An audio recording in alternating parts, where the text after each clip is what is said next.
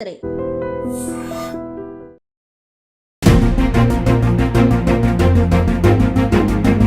తమిళ star Dhanush ఆయన భార్య ఐశ్వర్య విడిపోయారు.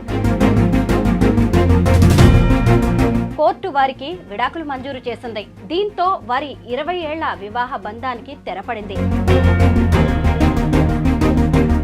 ఇలా వీరికి విడాకులు వచ్చేసాయో లేదో ఇంకొక వైపు ఐశ్వర్యరాయ్ అభిషేక్ బచ్చన్ విడాకుల వ్యవహారం కూడా తెర మీదకి వచ్చింది. ఇలా సెలబ్రిటీ కపుల్ ఒకరి తర్వాత ఒకరి డివోర్స్ వ్యవహారం అనేది రోజు వార్తల్లోకి వస్తుంది. ఏఆర్ రెహమాన్, సైరా భాను విడాకులు, గ్రే హెయిర్ విడాకులు, డివోర్స్ అంటారు దీన్ని అని ఇప్పటికే చర్చ జరుగుతోంది. ఇంకొక వైపు ఇలా ఒకరి తర్వాత ఒకరు మరొకరి పేర్లు డివోర్స్ విషయంలో బయటికి వస్తూనే ఉన్నాయి. అందరికీ నమస్కారం, నేను Swarupapatlapalli. Welcome to I dream. ప్రస్తుతం నాతో పాటు motivational speaker, life coach Ramaseetha garu ఉన్నారు. ఆవిడతో మాట్లాడదాం. ముఖ్యంగా ఈ సెలబ్రిటీస్ విడాకులు అనేవి సామాన్యులకి ఎలాంటి మెసేజ్ ఇస్తాయి, వారిని మనం ఏ విషయాల్లో ఇన్స్పిరేషన్ గా తీసుకోవాలి, ఐకానిక్ గా చూడాలి అనేది మేడం అడిగి తెలుసుకుందాం. మేడం నమస్తే. నమస్తే.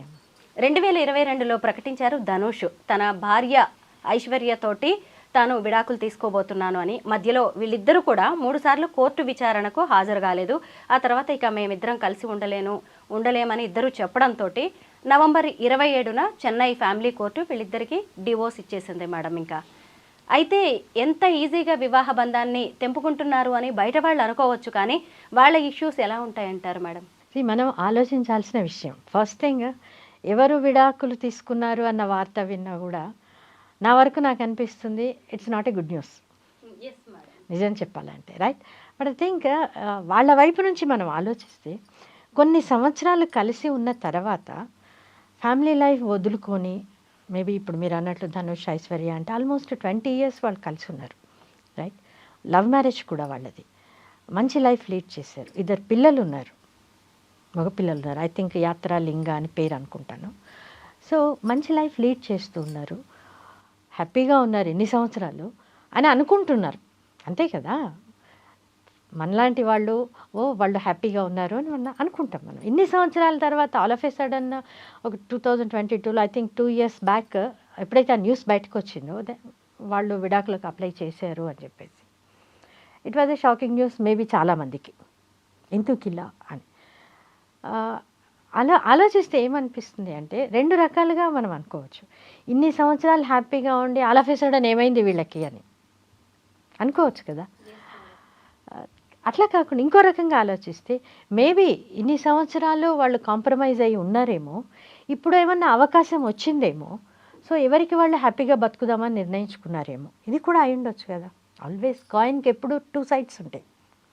మనం ఎప్పుడు ఒకవైపే చూస్తాం, సెకండ్ సైడ్ కూడా చూడాలి కదా. సో వాళ్ళు సెలబ్రిటీస్ కాబట్టి వాళ్ళు ఒక రోల్ మోడల్ లాగా ఉండాలి అని ఆల్మోస్ట్ అందరం ఎక్స్పెక్ట్ చేస్తాం. That is nothing wrong. ఎందుకంటే వాళ్ళు చేసిన ప్రతి ఒక్కటి ఫాలో అయ్యే ఫ్యాన్స్ ఉంటారు, మా వాళ్ళని రోల్ మోడల్స్గా తీసుకునే వాళ్ళు ఉంటారు. సో ధనుష్ ఇట్లా, లేకపోతే ఐశ్వర్య ఇట్లా, అట్లా ఉండాలి. ఆమె చాలా టాలెంటెడ్, రైట్? సినిమాలు డైరెక్ట్ చేసింది, ఈవెన్ ఆమె హస్బెండ్ సినిమా డైరెక్ట్ చేసింది, వాళ్ళ ఫాదర్ సినిమా డైరెక్ట్ చేసింది. So she is talented. So ఆమె టాలెంట్కి అట్రాక్ట్ అయ్యే వీళ్ళు ఉంటారు, రోల్ మోడల్గా తీసుకునే వాళ్ళు కూడా ఉంటారు. Dhanush is a very good actor. నాకు కూడా చాలా ఇష్టం, చాలా మంచి మంచి సినిమాలు ఉన్నాయి. సో ఆ సినిమా అవి చూసినప్పుడు ఇలా ఉండాలి ధనుష్ లాగా అనుకునే వాళ్ళు కూడా ఉంటారు. బట్ ఎప్పుడైతే పర్సనల్ లైఫ్కి వచ్చామో, నేను అనుకుంటాను మనం ఒకళ్ళని ఫాలో కావడం కావచ్చు, ఒకళ్ళని రోల్ మోడల్స్గా తీసుకోవడం కావచ్చు, ఏదైనా కూడా వాళ్ళ పర్సనల్ లైఫ్ ఏంటో మనకి తెలియదు.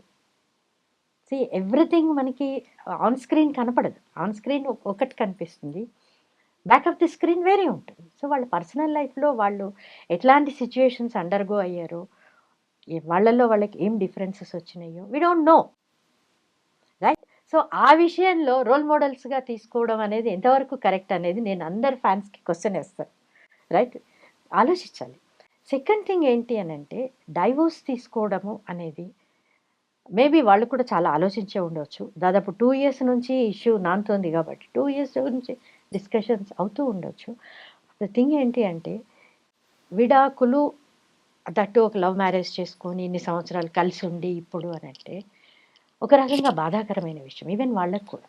ఎవరైనా మంచి ఫ్యామిలీ ఉండాలి, ఫ్యామిలీ లైఫ్ లీడ్ చేయాలి, హ్యాపీగా ఉండాలని కోరుకుంటారు కానీ ఫ్యామిలీని వదిలేసి పోదాము అని అనుకోకపోవచ్చు.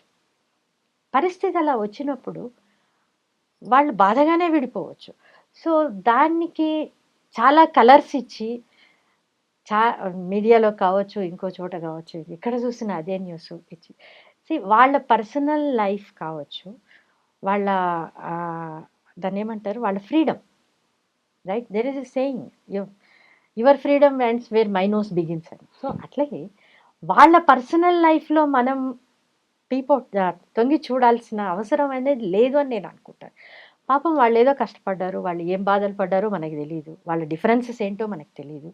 మేబీ చాలా వస్తాయి, వేరే రిలేషన్షిప్స్ ఉండొచ్చు, ఉండకపోవచ్చు, రూమర్స్ అనేవి వస్తూనే ఉంటాయి. ఇవన్నిటి గురించి ఆలోచించకుండా వాళ్ళ లైఫ్ని వాళ్ళని వదిలేస్తే బెస్ట్, ఆ personal life. So let them lead their life. So ఎంతవరకు మనకు కన్సర్న్, ఆన్ స్క్రీన్ మనకు కన్సర్న్, రైట్? సో అలా ఉండదు. వాళ్ళు ఎందుకు విడిపోయారు, ఏం చేశారు, ఏ ఎక్కడ చూసినా ఇదే న్యూస్ కనిపిస్తుంది. వాళ్ళు ఇట్లా, వీళ్ళు ఇట్లా, వీళ్ళనే కాదు, ఈ మధ్య చాలా వింటున్నాం మనం, చాలా వింటున్నాం. మీరు అన్నారు ఇంకో కపుల్ అని చెప్పి. Yes madam, Bollywood star couple Abhishek Bachchan అలాగే ఐశ్వర్య రాయ్, వీళ్ళిద్దరు కూడా త్వరలో విడిపోబోతున్నారు. అంటే ఎలాంటి అనౌన్స్మెంట్ అయితే ఏదీ లేదు, వాళ్ళు ఎక్కడ లీగల్గా కూడా లాయర్స్ని కానీ ఎవరిని అప్రోచ్ అయినట్టుగా కూడా కనిపించట్లేదు. కాకపోతే వాళ్ళ బిహేవియర్ని కెమెరాలు ఎప్పుడు మీడియా వెంటాడుతూనే ఉంటుంది కాబట్టి, ఫాలో అవుతూనే ఉంటుంది కాబట్టి కొన్ని ఆ డౌట్స్ రేకెత్తిస్తూ ఉంటాయి. ముఖ్యంగా మేడం, భార్యాభర్తల మధ్యకి, ఒక జంట మధ్యకి గాలి దూరినా కానీ కష్టమేనంటారు. అలాంటిది ఇంకొక మహిళ లేదంటే ఇంకెవరో థర్డ్ పర్సన్ వస్తే మాత్రం ఆ బంధం ఎక్కువ రోజులు నిలవలేదనే చెప్పొచ్చు. మరి ఇప్పుడు ఏం కారణాలు ఉండి ఉండొచ్చు అంటారు ఈ అభిషేక్ బచ్చన్ ఐశ్వర్య రాయ్కి సంబంధించి? మీరు అన్నట్లు వీళ్ళది న్యూస్ చాలా రోజుల నుంచి వింటున్నాం మనము, చాలా చోట్ల కనిపిస్తుంది. ఆల్మోస్ట్ వేరియస్ ఫంక్షన్స్లో కావచ్చు, వాళ్ళిద్దరు విడివిడిగా కనిపిస్తున్నారు, రైట్?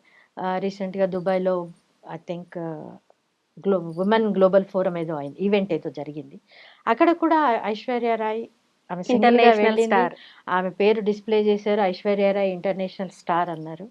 సో క్లియర్గా అక్కడ కనిపించింది, ఎందుకంటే ఇంతకు ముందల్లా ఆమె పేరు పక్కన బచ్చన్ ఉండేది, ఐశ్వర్య రాయ్ బచ్చన్ అని. అలాగే మనం దాదాపు కొన్ని సంవత్సరాలుగా చూస్తున్నాం. ఇప్పుడు ఆమె పేరుకి పక్కన బచ్చన్ కనపడట్లేదు, ఆమె పక్కన కూడా బచ్చన్ కనపడట్లేదు. పర్సనల్గా ఎక్కడ చూసినా సింగిల్గా లేదా ఆమె డాటర్ తోటి కనిపిస్తుంది. వేరియస్ ఫంక్షన్స్లో వీడియోస్ చూస్తున్నాము. మేబీ డిఫరెన్సెస్ ఉండొచ్చు, బట్ రూమర్స్ అయితే చాలా వస్తున్నాయి, వాళ్ళిద్దరు మధ్య డిఫరెన్సెస్ చాలా వచ్చినాయి, విడిపోబోతున్నారు అని. అఫ్కోర్స్ వాళ్ళ వైపు నుంచి ఎలాంటి కన్ఫర్మేషన్ కానీ డిక్లరేషన్ కానీ లేదు. బట్ రూమర్స్ ఏంటి అని అంటే తను ఇంకొక అమ్మాయితోటి, ఇంకొక నటితోటి రిలేషన్షిప్లో ఉన్నారని, ఈవెన్ ఈమె కూడా ఇంకొకళ్ళతోటి రిలేషన్షిప్లో ఉన్నారని రూమర్స్ అయితే ఉన్నాయి. ఎంతవరకు నిజం అనేది we don't know. But thing ఏంటంటే ఇందాక మనం మాట్లాడుకున్నట్లుగా this is their personal life, right? So వాళ్ళు కూడా చాలా సంవత్సరాలు కలుస్తున్నారు, almost more than 18-20 years, right? వాళ్ళది లవ్ మ్యారేజ్, చాలా అందమైన పాప ఉంది. అండ్ చాలా అంటే నాకు తెలిసి వాళ్ళ మ్యారేజ్ అయిన తర్వాత అప్పట్లో అయితే అమితాబ్ బచ్చన్, ఐశ్వర్య రాయ్ బచ్చన్ అనేది ఒక ఐడియల్ కపుల్ లాగా చూపించేవాళ్ళు. ఎక్కడ చూసినా వాళ్ళిద్దరు అలాగే ఉండేవాళ్ళు చూడడానికి, వాళ్ళ బిహేవియర్ కానీ ఎవ్రీథింగ్ చాలా ముచ్చటేసేది వాళ్ళిద్దరిని చూస్తుంటే. సో అట్లాంటి వాళ్ళు ఇన్ని సంవత్సరాల తర్వాత ఏ రీజన్ ఏదన్నా కానివ్వండి, విడిపోవడము అనేది బాధాకరం. మేడం, ఒక పెళ్లి అనేది 2 జీవితాలని కలుపుతుంది, 2 కుటుంబాలని కలుపుతుంది. ఆ తర్వాత ఇంకో కొత్త జనరేషన్కి కూడా ఈ పెళ్లి అనేదే పునాది. ఇప్పుడు ఐశ్వర్య రాయ్ బచ్చన్, అభిషేక్ బచ్చన్ కావచ్చు, ఇంకొకటి ఐశ్వర్య ధనుష్, ఈ 2 కప్పులు విడిపోతున్నారు కదా. ఇక్కడ వీళ్ళకి ఒక పాప ఉంది, ఆరాధ్య, వీళ్ళకి 2 పిల్లలు ఉన్నారు. మరి వాళ్ళ సంగతి ఏంటి? మరి వెనక ఉన్న పేరెంట్స్ సంగతి, ఆ జనరేషన్ సంగతి ఏంటి? ఇలా ఒక కపుల్ విడాకులు తీసుకున్నప్పుడు మన చుట్టూ ఉన్న మన కుటుంబం గురించి కూడా ఆలోచించాల్సిన అవసరం ఉంది కదా. అది ఆ ఫ్యాక్టర్ ఎంతవరకు ఇన్ఫ్లుయెన్స్ చేస్తుంది, ఎఫెక్ట్ వాళ్ళ మీద ఎంతవరకు ఉండొచ్చు ఈ డివోర్స్కి?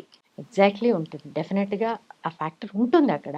కాకపోతే ఏంటి అని అంటే సెలబ్రిటీస్ లైఫ్లో చాలా వరకు ఇది చాలా కామన్గా, చాలా మామూలు విషయం అన్నట్లుగా తీసుకునే అవకాశాలు ఎక్కువ. ఎందుకంటే వాళ్ళ లైఫ్ స్టైల్ అలాగే ఉంటుంది, ఒకళ్ళ మీద ఒకళ్ళకి ఇండిపెండెంట్గా ఉంటారు కదా, డిపెండెన్స్ కూడా ఉండకపోవచ్చు. సో పిల్లలు కూడా సరౌండింగ్స్ చూస్తూ ఉంటారు. సో సెల్యులాయిడ్ లైఫ్ అది, రైట్? సో దాంట్లో అప్పట్లో చాలా సంవత్సరాల క్రితం ఈవెన్ అమితాబ్ బచ్చన్ గురించి కూడా విన్నాం, చాలా రూమర్స్ అవును. మేము రేఖ. కాలేజ్లో ఉండేవాళ్ళం. So that was a hot topic. Um. అప్పట్లో మీడియా ఇంత లేదు కాబట్టి మేబీ ఇంత వచ్చి ఉండకపోవచ్చు exposure, um. But still there were rumours, Yes. Right? మా కాలేజీలో అదో పెద్ద టాపిక్ అనమాట. కానీ ఎన్ని ఉన్నా వాళ్ళిద్దరు కలిసే ఉన్నారు, చూసారా మేడం? గుడ్ థింగ్ అది. అంటే జనరేషన్ గ్యాప్ కావచ్చు. Exactly. Yes. So generation gap అది. Mm. ఎందుకంటే మీరు అన్న పాయింట్ 100% కరెక్ట్. ఆ జనరేషన్లో marriage is life time commitment. So ఆ థాట్ ప్రాసెస్ తోటే పెరిగేవాళ్ళు, వాళ్ళు పెరిగిన వాతావరణం అలాగే ఉండేది, వాళ్ళ మైండ్ సెట్ కూడా అలాగే ఉండేది. వాట్ ఎవర్ మేబీ కాంప్రమైజ్ కావచ్చు, డిఫరెన్సెస్ ఏ వచ్చినా కూడా అడ్జస్ట్ అయి ఉండేవాళ్ళు. అందుకే ఆ జనరేషన్ హ్యాపీగా ఉన్నారు, వాళ్ళ పిల్లలు కూడా మంచిగా పెరిగారు. కరెక్టే మేడం. ఎందుకంటే ఒక సెక్యూర్డ్ ఫ్యామిలీలో పిల్లలు పెరిగినప్పుడు సెక్యూర్డ్. ఇప్పుడు డైవోర్స్ తర్వాత మళ్ళీ వీళ్ళకి ఫ్యామిలీస్ రావచ్చు డెఫినెట్గా, రైట్? బట్ ఈ పిల్లలు కూడా బాగానే పెరుగుతారు, నో డౌట్. బట్ స్టిల్ సైకలాజికల్గా వాళ్ళల్లో ఒక అభద్రతా భావం, ఇన్సెక్యూరిటీ ఫీలింగ్ అనేది ఉంటుంది. మదర్ ఉంటుంది, ఫాదర్ ఎవరు, ఫాదర్ అనొచ్చు అనకూడదో తెలియదు, ఇంకెక్కడో ఫాదర్ ఉంటారు, అవునా? Yes. లేకపోతే మదర్, ఇంకో మదర్ వస్తారు సడన్గా. ఇవన్నీ అడ్జస్ట్మెంట్స్ అనేది మేబీ అడ్జస్ట్ అవుతారు, ఎందుకంటే దిస్ ఇస్ లైఫ్, వాళ్ళ లైఫ్ అలా ఉంటుంది కాబట్టి అడ్జస్ట్ కావచ్చు. బట్ స్టిల్ సైకలాజికల్గా వాళ్ళకి ఆ ఇన్సెక్యూరిటీ ఫీలింగ్, ఆ లోన్లీనెస్, లేకపోతే ఫాదర్కి దూరం అయిన ఫీలింగ్, లేదా మదర్కి దూరం కావడము, ఇవన్నీ కూడా డెఫినెట్గా వాళ్ళని ఎఫెక్ట్ చేస్తాయి. సేమ్ థింగ్ వాళ్ళ ఫ్యూచర్లో కూడా ఇలాగే జరిగే అవకాశం ఉండవచ్చు. ఎందుకంటే పేరెంట్సే రోల్ మోడల్స్ ఎవరికైనా కూడా, యాక్సెప్ట్ చేసినా చేయకపోయినా చిన్నప్పటి నుంచి చూస్తుంటారు కాబట్టి పేరెంట్స్ని చూసి నేర్చుకుంటారు. సో డెఫినెట్గా ఉంటుంది. సో కాబట్టి అంటే వీళ్ళ లైఫ్ ఇలా ఉంది, మేబీ వీళ్ళు కూడా ఆలోచించి ఉండొచ్చు, అందుకే ఇన్ని సంవత్సరాలు టైం తీసుకున్నారేమో. ఒకవేళ వాళ్ళ వైపు నుంచి ఆలోచిస్తే వాళ్ళు కరెక్ట్ కావచ్చు. మేడం, డివోర్స్ తీసుకున్నారు, వాట్స్ నెక్స్ట్ అన్నప్పుడు మళ్ళీ పెళ్ళి అనే ఆన్సర్ టక్కున వచ్చేస్తుంది. మనం ఇక్కడ సమంత, నాగ చైతన్య గురించి మాట్లాడుకోవాలి మేడం. వాళ్ళిద్దరు కూడా ఎంతో ఇష్టపడి పెళ్లి చేసుకున్నారు. హిందూ సంప్రదాయం ప్రకారం పెళ్లి చేసుకున్నారు, క్రిస్టియన్ సంప్రదాయం ప్రకారం పెళ్లి చేసుకున్నారు. అంటే ఏ సంప్రదాయాల ప్రకారం పెళ్లి చేసుకున్నా మనసులు కలవనప్పుడు, అండర్స్టాండింగ్ లేనప్పుడు, రాజీ పడే తత్వం లేనప్పుడు ఎవరిని ఏది కూడా కలిపి ఉంచలేదు. ఇక్కడే మనకు అర్థమవుతుంది. ఆ తర్వాత ఏమైంది మేడం? సరే, సమంత తన కెరీర్ ఏదో తను చూసుకుంటోంది, ఇక్కడ శోభితతో అతనికి పెళ్ళవుతోంది. ఇలా రెండో పెళ్లికి అంటే ఇంకొక దానికి వెళ్లాల్సిన అవసరం ఖచ్చితంగా ఉందంటారా ఎవరికైనా సరే? It depends. Yes, depends on their personal perceptions, personal opinions. But మనం దీన్ని జనరలైజ్ చేయలేం. అంటే ఇంకొక దానికి వెళ్ళినప్పుడు కూడా మళ్ళీ అక్కడ ఇష్యూస్ ఎలా Same ఉంటాయి? thing, that's ఫస్ట్ దాన్ని కూడా మనం నిలబెట్టుకోలేనప్పుడు, అలాగని ఫస్ట్ది మనం ఇదైపోయాము అని చెప్పేసి సెకండ్ది కూడా అలాగే ఉంటుందని కూడా నెగిటివ్ గా చూడాల్సింది లేదు కదా? నెగిటివ్గా చూడాల్సిన అవసరం లేదు. బట్ స్టిల్ ఇన్ని సంవత్సరాలు కలిసి ఉండి ఒక వ్యక్తితో ఉండి కూడా డిఫరెన్సెస్ వచ్చి, లేదా అడ్జస్ట్ కాలేక కావచ్చు, what ever maybe the reason, దూరం విడిపోయినప్పుడు ఇంకొక కొత్త వ్యక్తితో కలిసి మళ్ళీ లైఫ్ స్టార్ట్ చేయాలనుకున్నప్పుడు ఎంతవరకు కలిసి కాంప్రమైజ్ కాగలుగుతారు? లైఫ్లో ఎప్పుడైనా 2 ఇండివిజువల్స్ కలిసి ఉండాలి, మ్యారేజ్ చేసుకొని ఉండడము అనేది కాంప్రమైజ్ అన్న వర్డ్ లేకుండా సాధ్యం కాదు, ఎట్టి పరిస్థితిలోనూ కాదు. ఎందుకంటే వీళ్ళిద్దరు 2 ఇండివిజువల్స్, 2 డిఫరెంట్ ఫ్యామిలీస్ నుంచి వచ్చారు, 2 డిఫరెంట్ అట్మాస్ఫియర్లో పెరుగుంటారు. పెరిగిన వాతావరణం వేరుంటుంది, వాళ్ళిద్దరి ఆలోచన విధానాలు వేరే ఉంటాయి, లైఫ్ స్టైల్ వేరే ఉంటుంది, ఎవ్రీథింగ్ డిఫరెంట్. ఒక ఇద్దరు ఇండివిజువల్స్ అంటే 2 డిఫరెంట్ వరల్డ్స్ ఒక దగ్గరికి వచ్చినప్పుడు ఖచ్చితంగా క్లాషెస్ ఉంటాయి. సో అవి ఒకళ్ళకొకళ్ళు అడ్జస్ట్ చేసుకోవడము, ఒకళ్ళ మీద ఒకళ్ళ నమ్మకము, trust is the foundation for relationship. Marriage strengthen కావడానికైనా, నిలబడడానికైనా ఒకళ్ళ మీద ఒకళ్ళకి ప్రేమ, నమ్మకం, ట్రస్ట్ చాలా అవసరం. నాకు తెలిసి ఈ విడిపోవడాలు ఎందుకు జరుగుతాయి అంటే, ప్రేమ కూడా ఉండవచ్చు, బట్ ట్రస్ట్ కోల్పోతారు.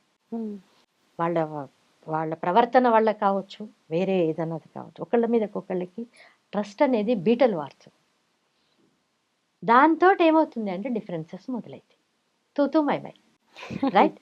ఈగో క్లాషెస్ వస్తాయి, ఇండిపెండెంట్గా ఉంటారు, ఎవరి మీద డిపెండెన్స్ కాదు కదా. ఎస్పెషల్లీ సెలబ్రిటీస్ లైఫ్ స్టైల్ చూసినప్పుడు వాళ్ళేం డిపెండెన్స్ కాదు, నార్మల్ పీపుల్ అయితే మేబీ డిపెండెన్స్ ఉండొచ్చు, ఇంకేదన్నా రీజన్స్ ఉండొచ్చు, కాంప్రమైజ్ కావచ్చు. వీళ్ళ దగ్గరకు వచ్చేసరికి ఇండిపెండెంట్గా ఉంటారు, కాంప్రమైజ్ కావాల్సిన అవసరం లేదు అని ఫీల్ అవుతారు. అందుకే టక్మని విడిపోతారు. మేడం ఇక్కడ చూసినప్పుడు మనం ఐశ్వర్య, ఇద్దరు ఐశ్వర్యలే. అలాగే సమంత, వీళ్ళు ఈ ముగ్గురు ఆడవాళ్ళని చూసినప్పుడు చాలా స్ట్రాంగ్ పర్సనాలిటీస్ మేడం. వాళ్ళకంటూ ఓన్ ఐడెంటిటీ ఉంది, వాళ్ళకంటూ ఒక సెల్ఫ్ ఫినాన్షియల్ ఇండిపెండెన్స్ ఉంది. ఇలా అన్ని రకాలుగా వాళ్ళకి వాళ్ళు ఉన్నారు. ఈ ఈ థర్డ్ వ్యక్తి ఎంట్రీ కావచ్చు లైఫ్లో, లేదంటే ఈ హెరాస్మెంట్ లాంటివి మహిళకి ఇప్పుడే కాదు పాతకాలం నుంచి ఉంది. అయినా సరే కలిసే ఉండేవాళ్ళు, విడాకుల ప్రస్తావనే వచ్చేది కాదు. ఎక్కడ మార్పు జరుగుతోంది మేడం? ఆడవాళ్ళలో ముఖ్యంగా ఎక్కడ తేడా వచ్చిందంటారు? పాతకాలం అని మీరు అన్నారు కాబట్టి మనం అక్కడి నుంచి మాట్లాడితే, పాతకాలంలో మ్యారేజ్ అనేది లైఫ్ టైం కమిట్మెంట్. అట్లాగే పెరుగుతుంది చిన్నప్పటి నుంచి. పెళ్ళయ్యేటప్పుడు కూడా అత్తగారింటికి పంపించేటప్పుడు కూడా మదర్ ఏం చెప్తుంది అమ్మాయి కోడలికి, అక్కడ ఎట్లా ఉన్నా నువ్వు అడ్జస్ట్ కావాలి. సో నీ లైఫ్ అక్కడే ఉంటుంది. ఇప్పటిదాకా పుట్టింట్లో ఉన్నావు ఇన్ని సంవత్సరాలు, ఇక నుంచి నీ లాస్ట్ మినిట్ దాకా అత్తగారిల్లే నీకు, అవును, ఎప్పుడు వెనక్కి రావద్దు, రైట్? ఇట్లాంటివి నేర్పించారు అప్పుడు. సో వీళ్ళ మైండ్ సెట్ ఏంటి అంటే ఆ రకంగా తయారైంది లేడీస్కి. మోర్ ఓవర్ పాతకాలంలో లేడీస్కి ఫైనాన్షియల్ ఇండిపెండెన్స్ లేదు. మోస్ట్లీ వాళ్ళు డిపెండెంట్స్గా ఉండేవాళ్ళు. సో డెసిషన్ మేకర్స్ కూడా కాదు వాళ్ళు చాలా వరకు. ఎందుకంటే వాళ్ళకి ఎర్నింగ్ కెపాసిటీ లేనప్పుడు డెసిషన్ మేకింగ్ కెపాసిటీ కూడా ఉండదు న్యాచురల్లీ, రైట్? సో అన్నిటికీ డిపెండ్ అయ్యేవాళ్ళు చిన్నప్పుడు ఫాదర్ మీద, మ్యారేజ్ అయ్యాక హస్బెండ్ మీద. అట్లాంటి థాట్ ప్రాసెస్తో పెరిగినప్పుడు ఏంటి అని అంటే చాలా వరకు అడ్జస్ట్మెంట్ అనేది వాళ్ళకి అలవాటైపోతుంది. తర్వాత పిల్లలు వస్తారు, పిల్లల గురించి కాంప్రమైజ్ అవుతారు. ఆ కాంప్రమైజ్ అయ్యి అలవాటు పడిపోతారు. వదిలేసి వచ్చేద్దాము అన్న ఆలోచన కూడా ఆ రోజుల్లో ఉండేది కాదు, రైట్? ఎప్పుడైతే ఇండిపెండెంట్గా తయారయ్యారో లేడీస్, ఎస్పెషల్లీ చదువులో కావచ్చు, దేంట్లో అయినా వెళ్ళొచ్చు, జాబ్స్ పరంగా కావచ్చు, ఫైనాన్షియల్ ఇండిపెండెన్స్ ఎప్పుడైతే వచ్చిందో అప్పుడు నేను ఎందుకు కాంప్రమైజ్ కావాలి, వై షుడ్ ఐ అన్న క్వశ్చన్ రావడం తప్పేం కదా. ఇట్స్ వెరీ న్యాచురల్, సహజం అది. ఎప్పుడైతే ఇండిపెండెంట్గా ఉంటారో న్యాచురల్లీ వస్తుంది. ఎందుకు కాంప్రమైజ్ అవుతారు? డెఫినెట్గా కాంప్రమైజ్ అవుతారు టు సమ్ ఎక్స్టెంట్. నేను ఇలాగే ఉంటాను అని హస్బెండ్ అన్నప్పుడు వీళ్ళు కాంప్రమైజ్ కావడం అనేది మనం ఎక్స్పెక్ట్ చేయలేం. అదొకటి. సెకండ్ థింగ్ ఏంటి అని అంటే ఈ ఫైనాన్షియల్ ఇండిపెండెన్స్ అనేది ఏ లెవెల్కి పోయింది అని అంటే ఇప్పుడు మనం మాట్లాడుకుంటే ఈవెన్ అమ్మాయి పేరెంట్స్ కూడా ఒకప్పుడు పేరెంట్స్కి అపోజిట్లో చెప్తున్నారు. ఇప్పుడు నువ్వు అక్కడ అడ్జస్ట్ కావాల్సిన అవసరం లేదు, వాళ్ళు చెప్పింది వినాల్సిన అవసరం లేదు. ఏ చిన్న డిఫరెన్స్ వచ్చినా కూడా సర్ది చెప్పాల్సింది పోయి